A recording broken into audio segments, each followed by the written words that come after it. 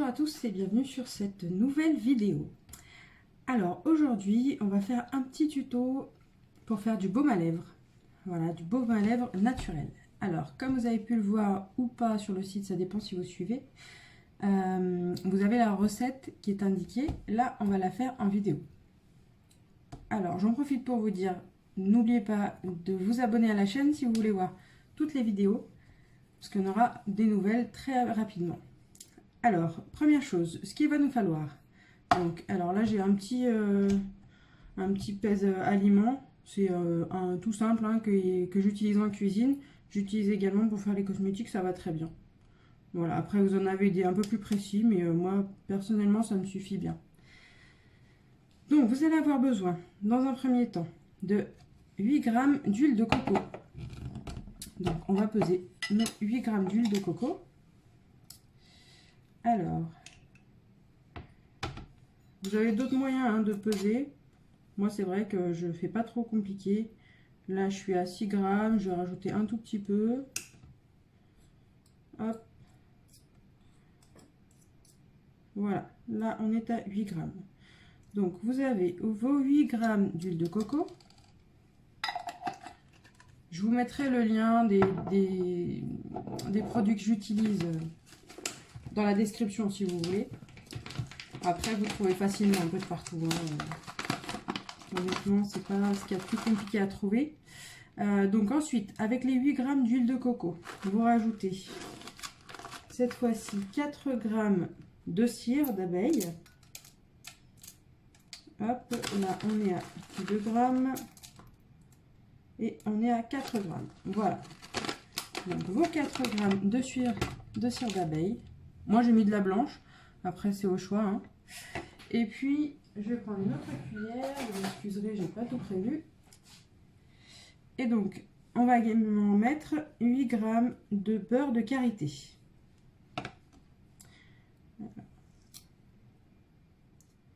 Alors ça colle un peu plus la beurre de karité. Hein. C'est moins pratique.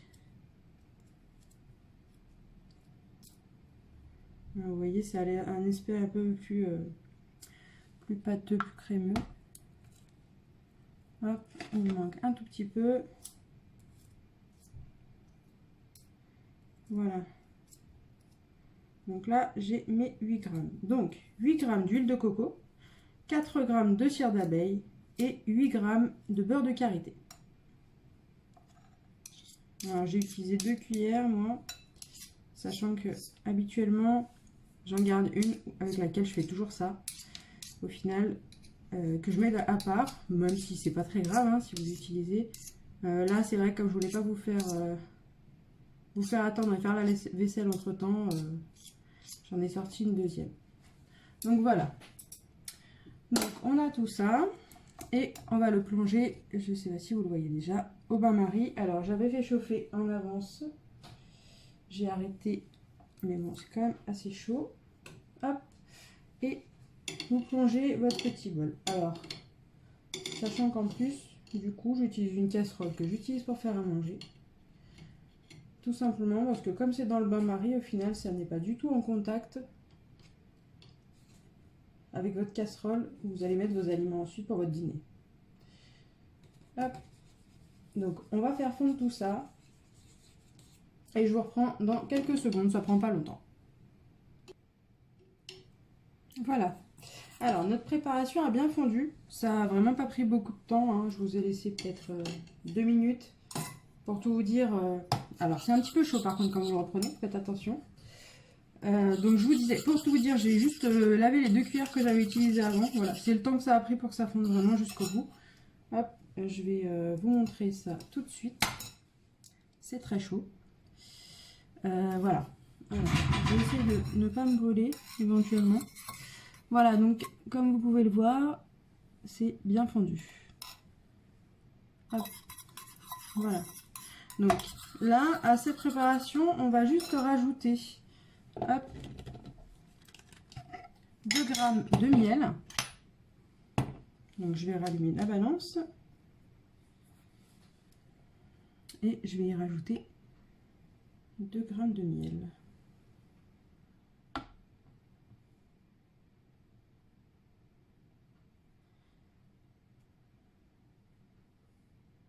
Hop. Encore un tout petit peu. Voilà, on arrive à nos 2 grammes. Donc là, il faut encore bien mélanger. Hop, je vais l'enlever de la balance parce que c'est quand même chaud. Donc là, on remélange bien jusqu'à ce que tout soit bien homogène. Jusqu'à ce que votre miel est bien fondu. Hop.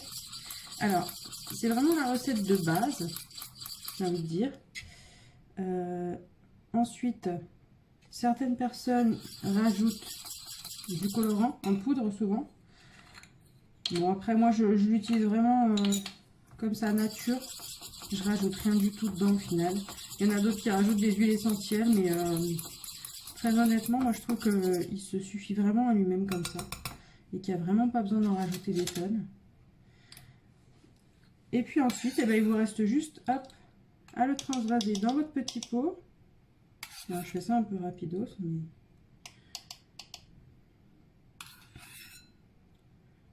Là, j'ai un petit peu hop, débordé.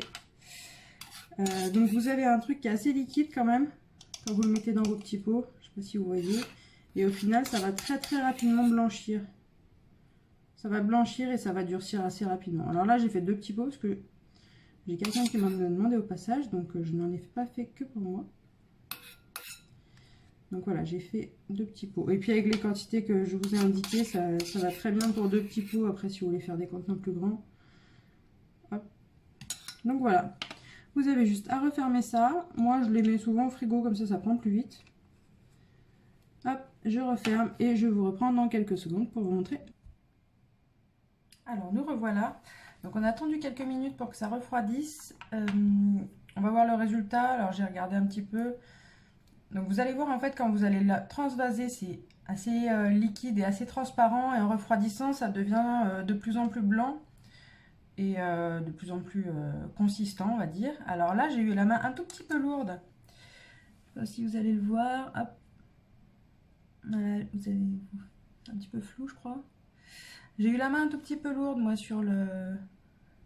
Hop, voilà ce que ça donne sur le doigt. J'ai eu la main un petit peu lourde sur le miel, du coup c'est un petit peu, c'est plus onctueux. Alors après c'est au choix hein, de chacun. Mais d'habitude effectivement, si je n'exagère pas trop sur le miel, voilà, ça donne quelque chose de bien plus blanc. Alors là ils sont pas tout à fait froids, ça va sûrement être un petit peu plus consistant aussi. Mais voilà, sinon ça vous donne vraiment ça, hein, ça fait vraiment l'aspect baume, comme vous pouvez le voir. Ça reste beaucoup moins sur le doigt. Donc là, ils sont pas tout à fait froids. En refroidissant plus, ça va avoir plus cet aspect-là. Mais si vous mettez un petit peu moins de miel, parce que j'ai vraiment eu la main lourde, ça va vraiment être comme celui-ci. Ça va avoir un aspect bien opaque. Ça va pas coller du tout. Pour la petite histoire, moi, il y a eu une fois où j'ai été en rupture de baume à lèvres maison. J'en ai acheté un, non, n'importe quoi. J'en ai utilisé un que j'avais acheté et qui me restait dans ma salle de bain, du commerce donc. Et j'avais les lèvres toutes coupées. Il m'a absolument pas du tout fait effet. J'en ai refait et au bout de 24 heures avec le baume à lèvres maison, c'était fini. Les coupures étaient parties, j'avais plus du tout les lèvres gercées. C'est miraculeux, je dois dire.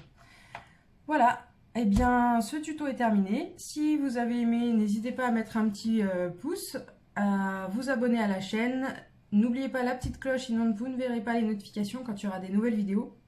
La prochaine vidéo, ce sera un tuto couture. Ou a priori, je pense que la prochaine vidéo, ce sera pour faire des serviettes de table. Voilà. Bah, écoutez, moi, il ne me reste plus qu'à vous dire bonne préparation et à très bientôt. Salut, salut!